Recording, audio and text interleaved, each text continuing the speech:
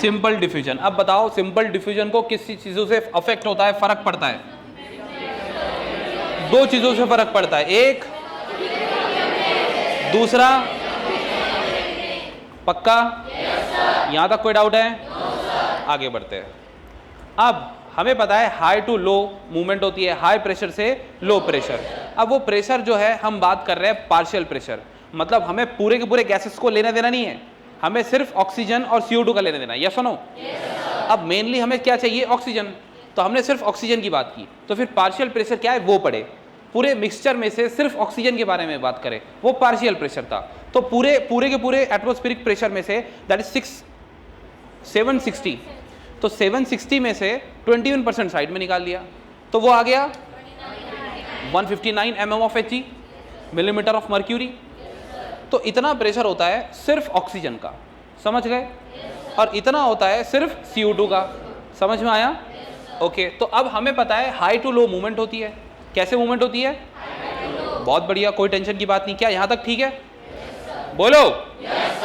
अच्छा, अब partial pressure of this two gases in the atmosphere, ठीक है, at the side of diffusion are given in the table. ये बोल रहा है जहां भी डिफ्यूजन होने वाली है उसके लिए पार्शियल प्रेशर टेबल में दिया हुआ है। तुम्हें कोई जरूरत नहीं टेबल याद करने की, तुम्हें मैं टेबल ऐसे ही याद करा दूंगा बिकॉज पहले समझाना है, रटना नहीं है, तो इसको रटो मत अभी। आगे बढ़ते हैं। Data given in the table clearly indicates the concentration gradient of the oxygen from the alveoli to the blood and blood to the tissue. ये बोल रहा है क्लियर दिखा दिया उन्होंने कि ऑक्सीजन कितना होगा कहां पर, CO2 कितना होगा कहां पर। हमने कहा ठीक है, ये सब बातें मत कर, काम की बात कर। तो बोलता सिमिलरली, इधर देखो, gradient is present for CO2 in the opposite direction. Opposite direction बोले तो क्योंकि ऑक्सीजन आ रहा है ना, तो CO2 इसीलिए अपोजिट डायरेक्शन। क्या तुम्हें समझा? पक्का? कोई डाउट है? सही बात है? Okay. Now from tissue to the blood and blood to the alveoli. From tissue to the blood कौन जाएगा? मैं फिर से पूछ रहा हूं, टिश्यू से ब्लड तक कौन जाएगा? और ब्लड से टिश्यू तक? सिंपल, समझ गए? अब as the solubility of CO2 is 20 to 25 times higher than oxygen, अब बताओ किसकी solubility ज्यादा है? CO2 2 गुना है, 3 गुना है, 10 गुना है? 20 से 25 गुना ज्यादा है, समझ गए? तो कौन अच्छे से पानी में डिजोल्व हो सकता है? समझ गए? हम कोई भी चीज को डिजोल्व करते हैं तो पानी में डिजोल्व करते हैं ना, तो ब्लड में पानी है क्या नहीं है? Okay. Amount of CO2 that can diffuse through the diffusion membrane per unit difference in a partial pressure is much higher as compared to O2। ठीक है भाई, समझ गए कि solubility CO2 की ज़्यादा है 20 से 25 गुना than O2। क्या ये समझा? समझ गए? अब इसको NCERT सीधे सीधे लिख सकता था, लेकिन कैसे लिखा देखो। The amount of CO2 that can diffuse through the diffusion membrane per unit difference in partial pressure is much higher as compared to O2। मतलब बहुत कम जगह में CO2 डिफ्यूज हो जाएगा पर unit difference in partial pressure. मतलब समझाता हूं मैं, ये तो मैं डायग्राम पे समझाऊंगा मैं, ठीक है? ये वाली लाइन पे फिर से आएंगे, लेकिन अभी के लिए सुनो। एल्वियोलाई में CO2 का कितना पार्शियल प्रेशर है? 40, और ब्लड में 45। तो ज़्यादा डिफरेंस है क्या? कम डिफरेंस है ना, फिर भी डिफ्यूजन हो रहा है। लेकिन ऑक्सीजन का डिफ्यूजन होने के लिए डिफरेंस देखो कितना बड़ा है, एक है 104 और एक है 40, तो बहुत ज़्यादा डिफरेंस है। तो इसीलिए बोला है कि भाई देखो, per unit difference in partial pressure is much higher as compare to O2। समझ में आया? यस और नो? इसीलिए 104 और ऑक्सीजन यहाँ पे। अच्छा, ये वाले डायग्राम तुम्हें समझी नहीं होंगी, अभी मैं समझाता हूँ, टेंशन मत लो। क्या तुम्हें यहाँ तक बातें समझ में आ रही है? yes, क्या सोल्यूबिलिटी CO2 की ज़्यादा है कि ऑक्सीजन की? कितने गुना ज़्यादा है? 20 to 25 टाइम्स हायर। यहाँ तक कोई डाउट है?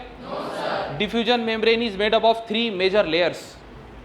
अब ये वाले डायग्राम के बारे में डिस्कशन दिया है, वो वहाँ पे आएंगे बाद में, अपन पहले ऊपर वाली डायग्राम पढ़ लेते हैं, ठीक है? चलो, अब ये वाली डायग्राम जो है ना, सबसे पहले तुम्हें क्या करना है, एनसीईआरटी है तुम्हारे पास? हाँ, तो सबसे पहले एक बात बताओ, ये एल्वियोलाई मतलब लंग्स, एल्वियोलाई मतलब लंग्स। अब बताओ ये वाला ब्लड, एक मिनट मैं हाईलाइट करके बताता हूं।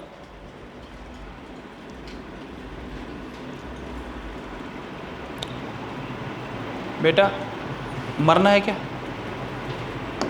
बोलो जल्दी, कर दूं, पढ़ लूं इन्ना लिल्ला? बोलो जल्दी। इधर देखो भाई, जब कोई मरता है तो पढ़ते हैं इन्ना लिल्लाहि व इन्ना इलैहि राजिऊन। इधर देखो भाई, इधर देखो।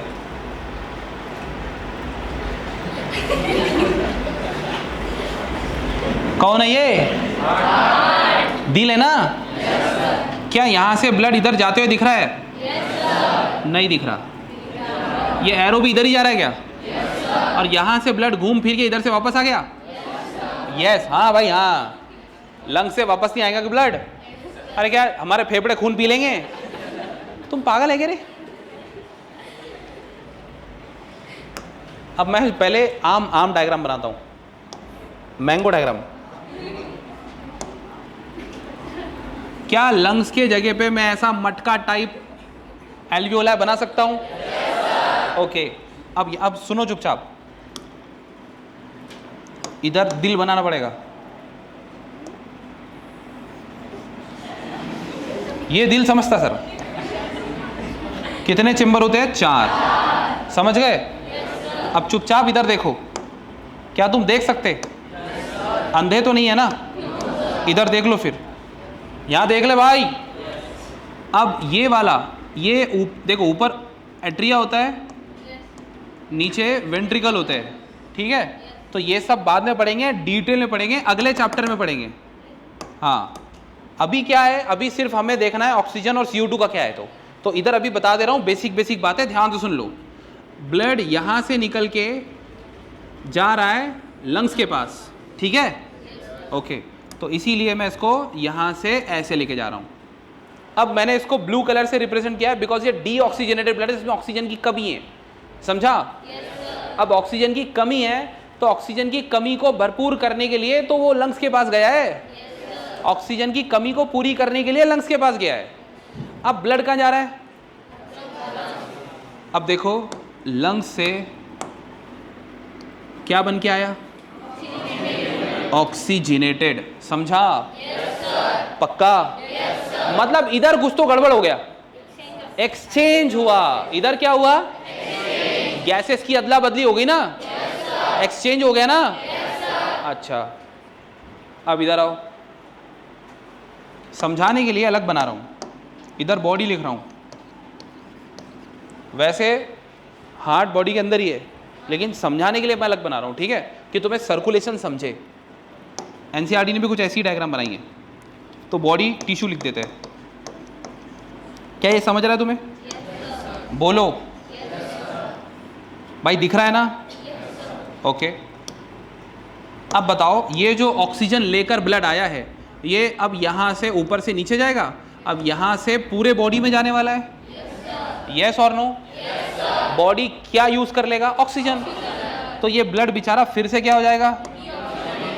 तो ये डीऑक्सीजनेटेड ब्लड निकला और हार्ट के पास गया, दिखा? और हार्ट से फिर वापस कहाँ जाएगा? लंग्स के पास। तो क्या तुम्हें डीऑक्सीजनेटेड और ऑक्सीजनेटेड ब्लड दिख रहा है? पक्की बात है? अब एक बात मैं एरो की हेल्प से बोलता हूँ, ये इधर जा रहा है ना, और ये उधर से आ रहा है, ये इधर जा रहा है, ये इधर जा रहा है, और ये इधर जा रहा है। यस और नो? अच्छा, एक बार फिर से पूछ रहा हूँ। Heart to body tissue, body tissue to heart, heart to lungs, lungs to heart, heart to body tissue, body tissue to heart, heart to lungs, lungs to heart. एक मिनट, क्या 2 बार सर्कुलेशन हो रहा है? yes, इसीलिए हमारे अंदर के circulation को बोलते हैं डबल सर्कुलेशन। समझा? Yes, double circulation. तो दिस इज सिस्टमिक सर्कुलेशन, जो बॉडी और हार्ट के बीच में घूम रहा है, और जो हार्ट और लंग्स के बीच में घूम रहा है, दिस इज पल्मोनरी सर्कुलेशन। कौन सा सर्कुलेशन? आई होप तुम्हें पता है कि जहां भी लंग्स के बारे में बात चलती है हम पल्मोनरी चिपका देते हैं। समझा? नहीं समझ में आ रहा? तुम्हें सही में समझता है क्या? तुम तारे जमीन पे नहीं है ना? हाँ बोल रहे हो, कोई बात नहीं सर, हम तारा जमीन पे ही है। ये समझ गया? बोलो जल्दी। एनसीईआरटी है तुम्हारे पास? उसमें से देख के आंसर दे सकते हो? चलो फिर फटाफट बताओ ये मटके में क्या है?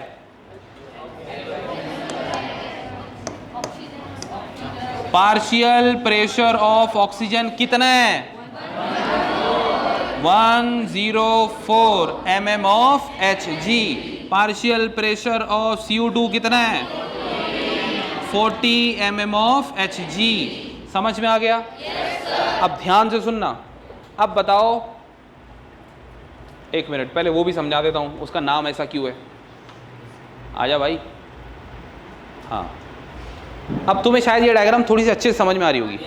अब सबको समझ में आ रही है? Very good very good. इधर देखो भाई, इधर इधर इधर। मैं क्या बोल रहा हूँ, ये ब्लड ये कहाँ से आ रहा है? लंग से आ रहा है ना? और ये हार्ट में अंदर जा रहा है। यहाँ पे वेन और यहाँ पे आर्टरी लिखा है। तो कंफ्यूज मत होना, तुम्हारे लिए मैं एक डायग्राम बना देता हूँ, कंफ्यूज मत होना।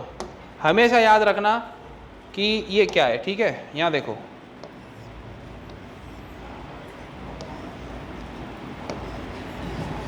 भाई गलत मत समझो। अरे रुको जरा।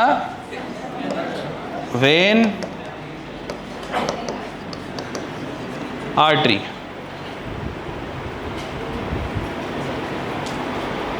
घर वालों के सामने ये डायग्राम ना बनाए। वो तुम बोलोगे उनको वेन आर्टरी, उनको लगेगा वेन किसका नाम है। चलो कोई बात नहीं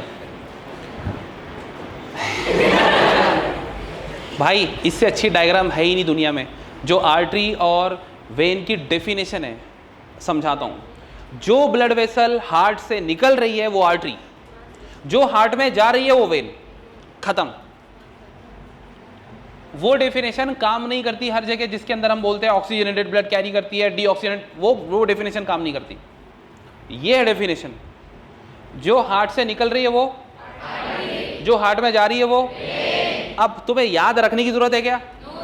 अब फिर से आ जाओ डायग्राम पे, आओ।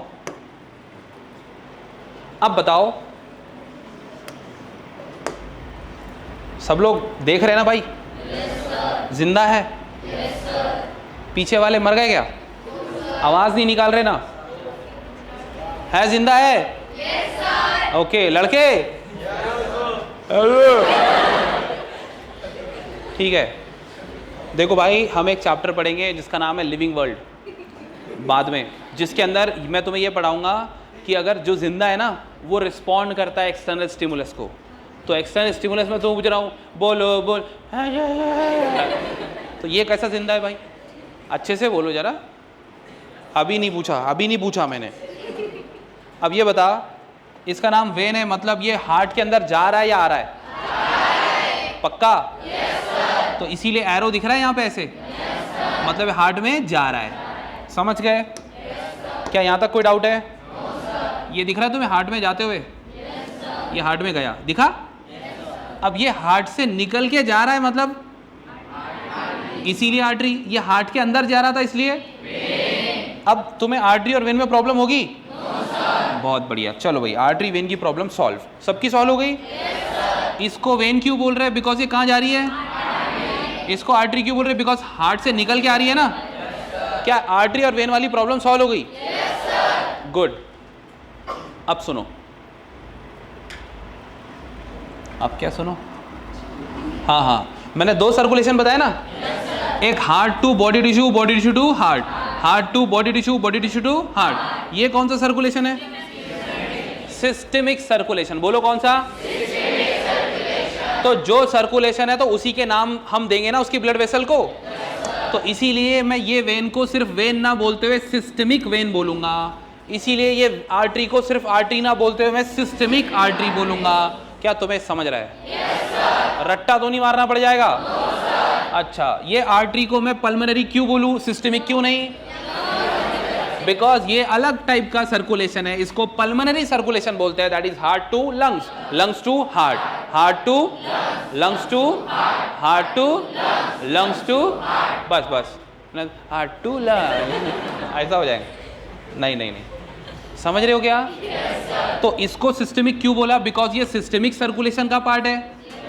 अच्छा, तो ये कौन सा सर्कुलेशन है? तो इसीलिए ये आर्टरी को क्या बोलूं और ये वेन को क्या बोलूं? समझा? ये तो कोई डाउट नहीं है ना कि हार्ट के अंदर आने वाली का नाम, अच्छा हार्ट से निकलकर जाने वाली का नाम, बात खत्म। अब क्या ये डायग्राम याद हो गई? अभी पूरी याद नहीं हुई, झूठ मत बोलो, अभी पूरी याद नहीं हुई। तो पहले जाके अपन उधर नाम लिख के आते हैं। ये है अपनी आम डायग्राम, मैंगो डायग्राम। क्या तुम्हें